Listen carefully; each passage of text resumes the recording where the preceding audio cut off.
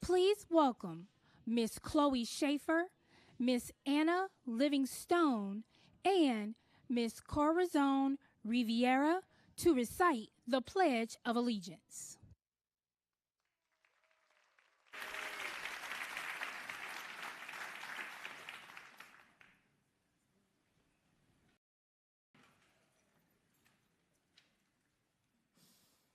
I pledge allegiance to the flag of the United States of America and to the republic for which it stands, one nation, under God, indivisible, with liberty and justice for all.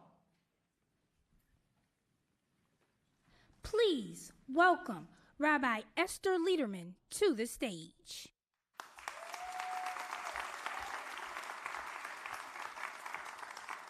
Good morning. Each spring, in the days between the Passover holiday celebrating the liberation and the Shavuot holiday celebrating the revelation of the Torah, Jews around the world engage in a simple but powerful ritual. Each evening for a total of 7 weeks, 49 nights, we recite a formula that marks the counting of each day. Today is day 1 of the Omer. Today is day 2 of the Omer. Most significant to this ritual is that we count up rather than count down. These are not days we mark off the calendar, but rather days we accumulate, as if to say, what lies ahead is brighter than what came before.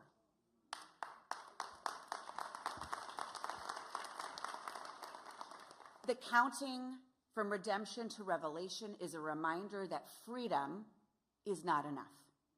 We were given freedom not for its own sake, but so we could do something with that freedom. Worship the God we believed in. Care for the orphan, the widow, and the stranger. Pursue justice, not to put a stumbling block before the blind, and to love our neighbor as ourselves. We as Americans also have been granted freedom by our Creator and our Constitution and by the Bill of Rights. But freedom is not enough. If we don't do something with that freedom, if we don't fight for that freedom, if we don't protect that freedom for everyone, for all of us. Care for the orphan, the widow, and the stranger. Pursue justice, not to put a stumbling block before the blind, and to love our neighbor as ourselves. So I invite into our presence the God of freedom, the God who gave us the agency to count upwards and march forward, the God who helps us imagine the world as it could be. God, standing on the parted shores of history, we still believe what we were ever taught before ever we stood at Sinai's foot, that wherever we go, it is eternally Egypt, that there is a better place, a promised land, and the winding way to that promise passes through the wilderness, that there is no way to get from here to there except by joining hands and marching together. Baruch atah Adonai Eloheinu melech haolam matir asurim. Blessed are you, Adonai, our God, creator of all living things. Thank you for the gift of freedom.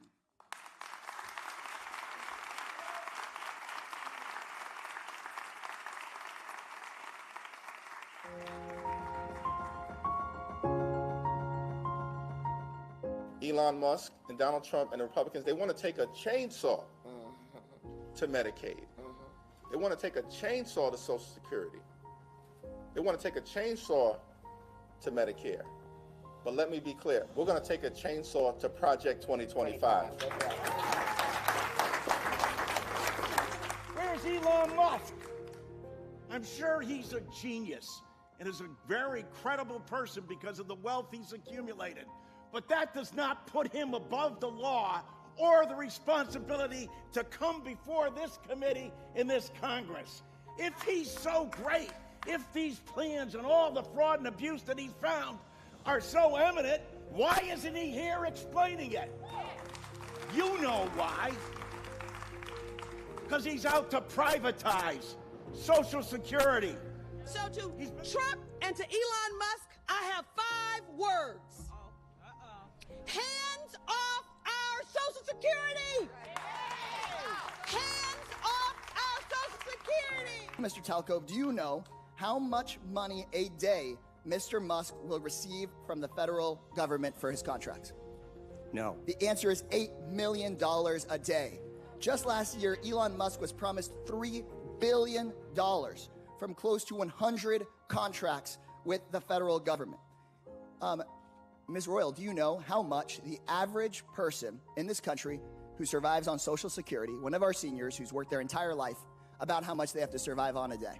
I do not. $65 a day. We're not looking into Elon Musk's $8 million a day. This subcommittee, chaired by Marjorie Taylor Greene and the House Republicans, is looking into your grandmother's $65 a day. When they told us to just lay down and take it, what did we do? We fought back, and here we are in their faces. You are not just saying hands off. You're not just standing up for your family and your community. You are the patriots standing up for our country. This is all about all of us versus the billionaire class and the politicians that they have purchased. On the campaign trail, President Trump promised to protect your hard-earned Social Security benefits. However, now he has sent trickster Elon Musk and his flim-flam government agency DOGE after the Social Security database. While courts across our country step in to try and stop DOGE, its destabilization continues at an alarming rate. And I'm concerned Elon Musk wants to privatize Social Security, and he, through his new computer company that he just bought, is going to try to be paid by the government to manage those accounts. Well, we all know that we're living in some dark times. We see the foundations of our society: Social Security, Medicare, Medicaid, the very safety nets that people have fought for generations to ensure that our country lives up to its promise, are being targeted by the billionaires and the oligarchs and the corporations. If we don't protect Medicaid, it will be catastrophic. Over 80 million people in this country rely on Medicaid for their health care. 3 million of them are in Pennsylvania. 110,000 of them in my district. House Democrats led and had a day of action yesterday where over 150 members participated, where we called attention to Medicaid and the importance of Medicaid in our communities. The president chose to take actions that he didn't even have the authority to take. He's put our economy in disarray and near collapse.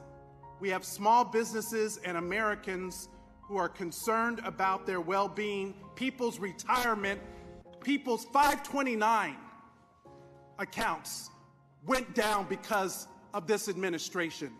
We have people that are planning to send their kids to college this fall. People who are retiring whose benefits have declined. Is this market manipulation? No. Why not? If it was a plan, if it was always the plan, how is this not market manipulation? It's not market manipulation, sir. Well, then what is it? Because it sure is not a strategy. Hands off our Social Security. Hands off our Medicaid. Hands off Medicare. Hands off SNAP. Hands off our kids. Hands off women's rights. Hands off LGBTQ rights. And we're going to do everything that we need to do. Thank you, sir. It's an all-hands-on-deck effort. Yeah. We're going to fight on your behalf in the Congress. Yeah. We're fighting on your behalf in the courts. Yeah. And we're going to make sure we do what we need to do in the community. Yeah. Because they want us to step back. We're here to push back. Yeah. We're here to push back on your behalf. Yeah. Thankful for your dignity. Thankful for your determination. Thankful for all that you do. Yeah. For the children of America. Yes, sir. The families of America. Yeah. The seniors of America. Yeah. The Social Security recipients of America. Yeah. The Medicare recipients of America. Yeah. The veterans of America. And so many others. Yeah. We will not abandon you in your hour of need. Yeah. Because we are you. Yeah. And you are us. Yeah. The American people. Yeah.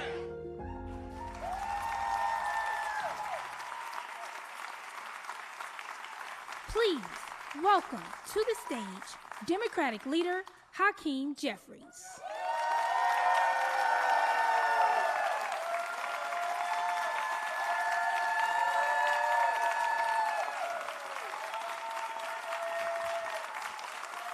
Good morning. Good morning. Thank you. Thank you, everyone. Good morning. Good morning. Thank you. Good morning. Good morning. Good morning. Right at the top, let me make one thing clear. The Trump administration has been a disaster. 100 years, 100 days in, Donald Trump and Elon Musk have failed to make your life more affordable. They failed to make you safer. They failed to make us more respected around the world. But their biggest failure is this: they have failed to appreciate the strength of the American people. During the dawn of the Republic, it was once observed that when people fear the government, there is tyranny. When the government fears the people, there is liberty. Donald Trump and Republicans thought they could shock and awe us into submission. They thought we would be too complacent to stand up for liberty and justice for all. They thought we would walk away from the principle of equal protection under the law. They thought wrong. They thought wrong. They thought wrong. Trump's unconstitutional assault on the American way of life is unprecedented. But the so-called dictator on day one is learning an important lesson. Americans don't bend the knee to bullies. In the face of tyranny, we join together. In the face of tyranny, we rise up together. In the face of tyranny, we get into some good trouble together. And we're just getting started. 100 days in, Donald Trump has the lowest approval rating of any president in modern American history. 100 days in, voters have elected Democrats in Republican-held districts all across the country, including in Iowa and Pennsylvania.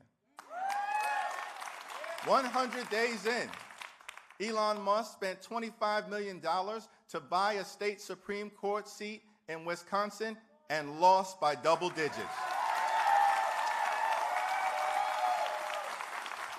100 days in, more than 200 different lawsuits have been filed against the unconstitutional and unlawful executive orders of Donald Trump. And the American people are winning in court. 100 days in, principled opposition to Republican extremism is taking shape from sea to shining sea. The American people are rising up and making it clear that the Trump administration has a lot to fear. When my oldest son, JJ, was 9 years old, he played travel baseball with a group of his friends. Many of you know that travel sports can be taxing on the schedule. It's a labor of love for our children. During the season, it seems like almost every weekend, for several months, you're on the road. And so this one particular Memorial Day weekend, JJ had a baseball tournament in a little town off the beaten path somewhere in the Northeast. Travel sports can take you to some interesting places. I decided to make it a road trip and bring my youngest son, Joshua, with us. He was just 6 years old at the time.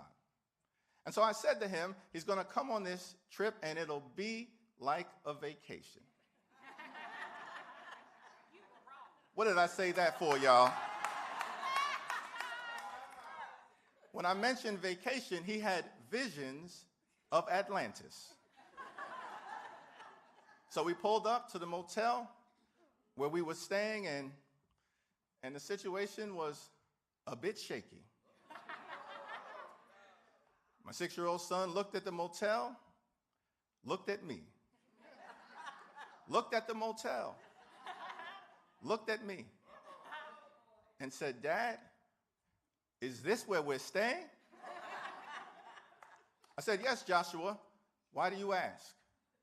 He responded, "Oh my God, Dad, this is a debacle." 6 years old, I looked at him and said, "What does the word debacle mean?" He responded quickly. He said, "I don't know, Dad. It's something bad." This is the moment we are in right now in the United States of America, with Donald Trump and the Republicans in charge. Crashing the economy is something bad.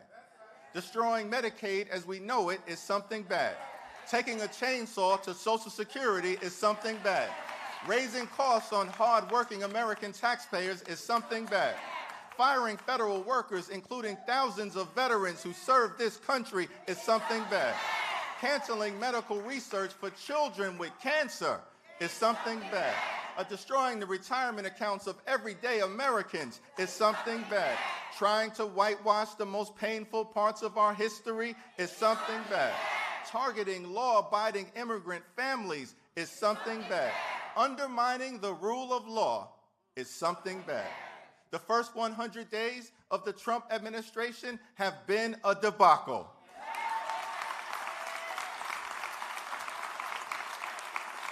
Enough. Enough.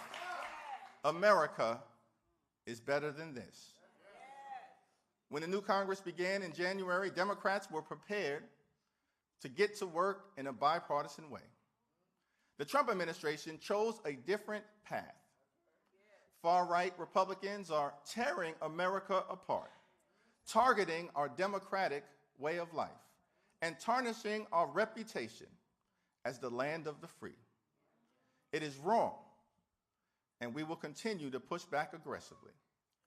Donald Trump and the Republicans in Congress have given us 100 days of chaos, 100 days of cruelty, and 100 days of corrupt behavior. That is not constructive leadership. It's a recipe for disaster. The American people deserve common sense leadership. The American people deserve compassionate leadership. The American people deserve courageous leadership that changes things for the better. Our message to the American people is simple. We hear you, we see you, we feel you. Democrats are determined to make life better for you.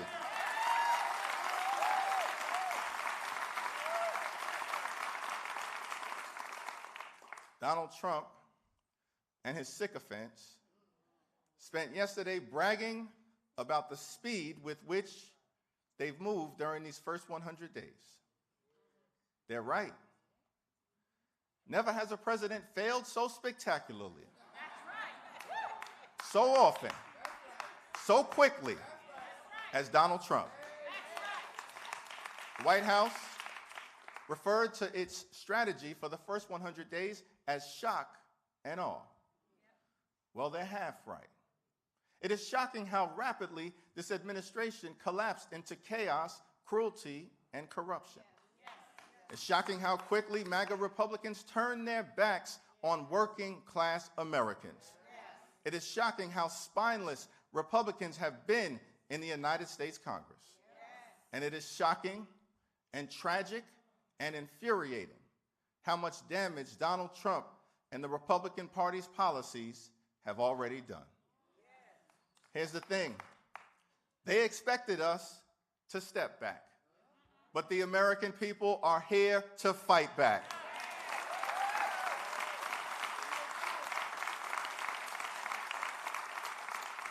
On the campaign trail, Donald Trump promised to end inflation. He promised to lower costs on day one. When he was asking for your vote, Donald Trump told you he would make life more affordable for everyday Americans. Now that he's in office, it's a different story. In March, President Trump was asked if he was worried that car prices would go up because of his tariffs. His reply, I couldn't care less. The cost of living in the United States is too high, America is too expensive, and Donald Trump couldn't care less. He couldn't care less that housing costs are too high. He couldn't care less that grocery costs are too high. He couldn't care less that child care costs are too high. He couldn't care less that health insurance costs are too high. He couldn't care less that utility costs are too high. Donald Trump couldn't care less. Prices everywhere are too high, and Donald Trump couldn't care less. 100 days in, Donald Trump is making life harder for you and your family.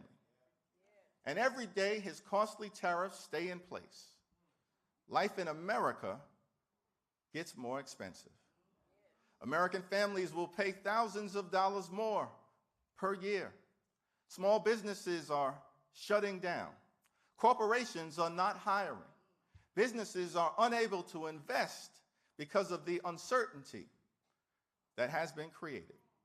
Inflation is on the rise, life is getting more expensive, and the reckless economic policies of Donald Trump and House Republicans are driving us toward a recession. Republicans in Congress could put a stop to this insanity at any time. Since they won't, next November, we will. Yes, we will. Yes, we will. Which brings me to Elon Musk.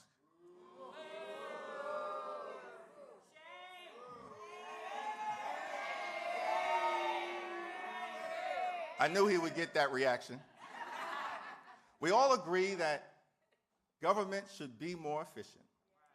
But like most things in life, there's the American way, and then there's the cruel way. 100 days in, it's clear that DOGE is not the American way.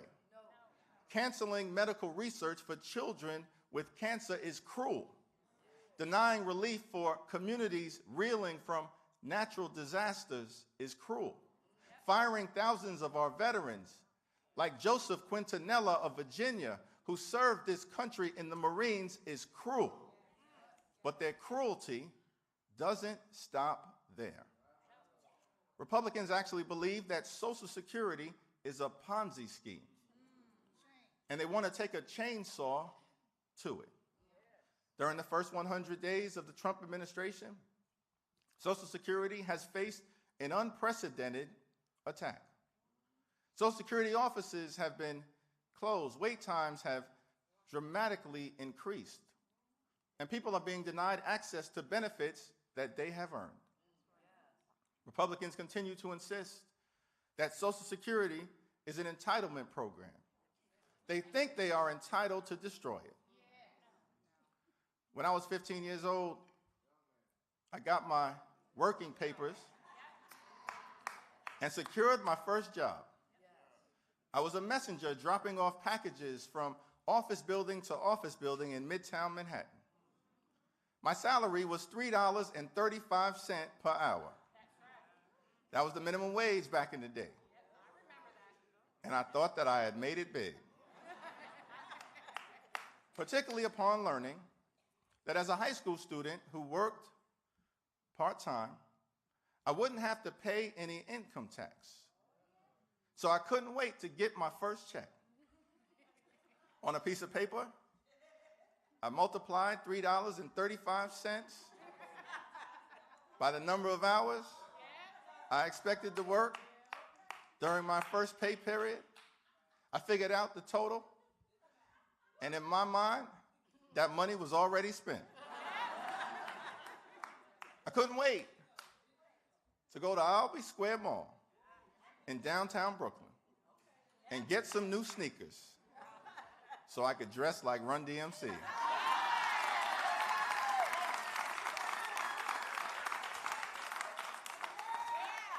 But then the check came.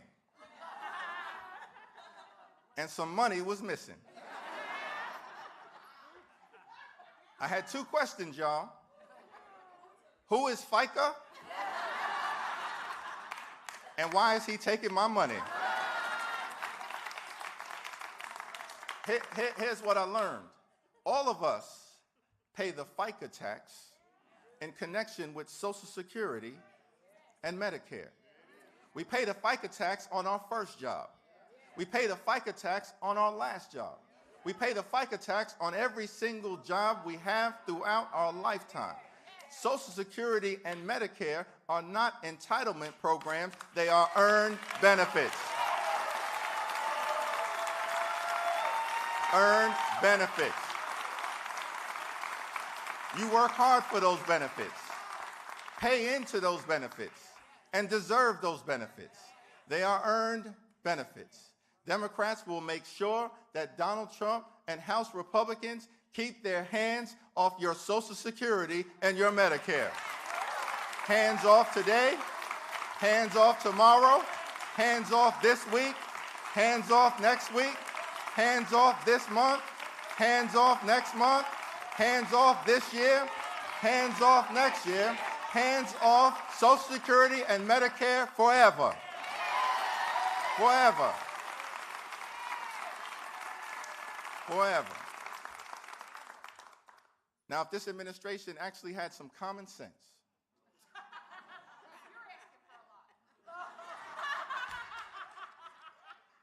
it would look at the damage that it's done, the rejection from the people, the historic unpopularity of this president, and they would change course. But Donald Trump is doubling down.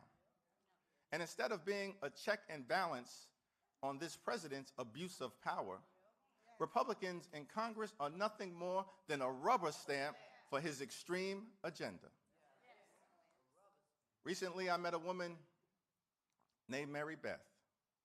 She lives in Canton, North Carolina, a town of 4,400 people that is still rebuilding from Hurricane Helene.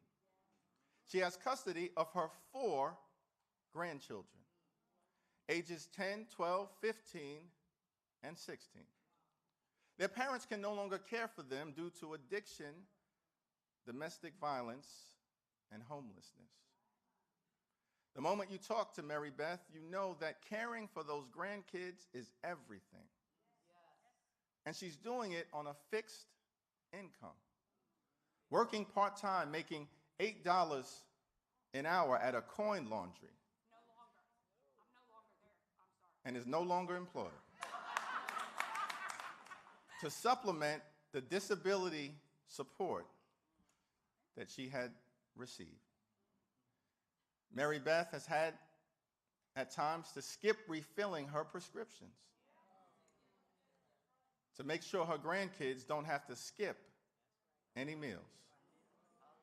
Medicaid is the only reason her grandchildren are able to see a doctor, including the youngest, who is dealing with ADHD and autism. Mary Beth works hard, loves her family, and is a patriotic American. And Mary Beth is here with us today.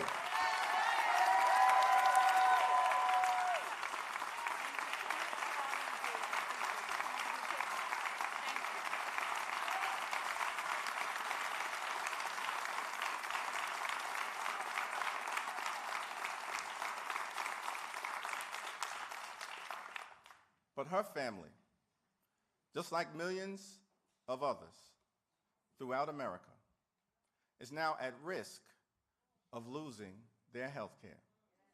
Why? Republicans are trying to slash Medicaid by up to $880 billion, the largest health care cut in American history.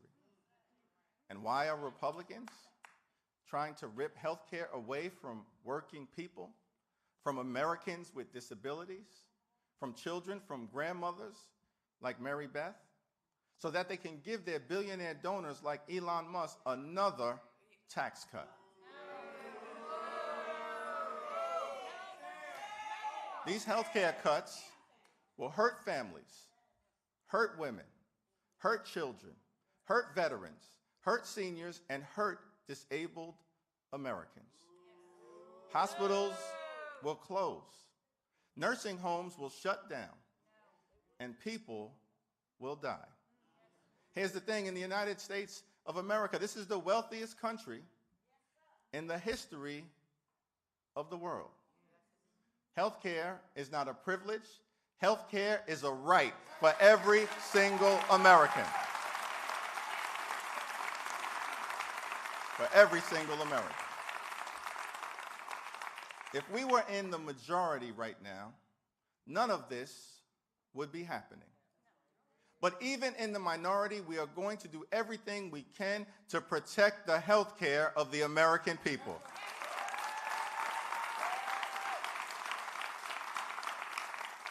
And we'll keep reminding our Republican colleagues, especially the ones who vote like extremists, but then go home and pretend to be moderates when it's time to run for re-election, that the people are watching. It's time for Republicans in Congress to stop being a rubber stamp for Donald Trump's extreme agenda. You don't work for Donald Trump. You don't work for Elon Musk. You don't work for the far-right extremists. You work for the American people.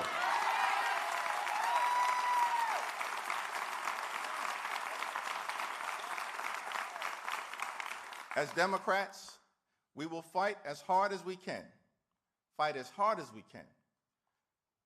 over the next 2 years to stop bad things from happening. We will protect our system of free and fair elections, and then work hard to convince the American people to entrust us with the majority next November. At that point, we will be able to do much, much more for you. We will build an affordable economy that works for everyday Americans. We will confront the climate crisis with the fierce urgency of now. We will block any budget that goes after your Social Security, Medicare, or Medicaid. And we will hold the Trump administration accountable for its corrupt abuse of power.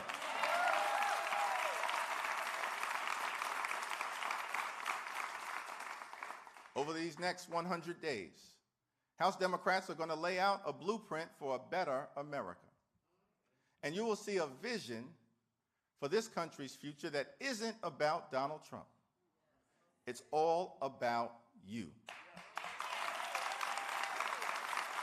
All about you. How can we make your life better? How can we put more money in your pocket? How can we lower your costs? How can we help you give your kids the future they deserve? These are the questions we are thinking about each and every day. Now, the American dream isn't about getting something for nothing. You have to work for it. But if you work hard and play by the rules, here's what you should be able to have: a good paying job, an affordable home, high quality health care, education for your children, and the ability to retire with grace and with dignity. That's the American dream. That's the American dream. That's the American dream. And when we're back in charge, that's what we will fight hard to deliver for you.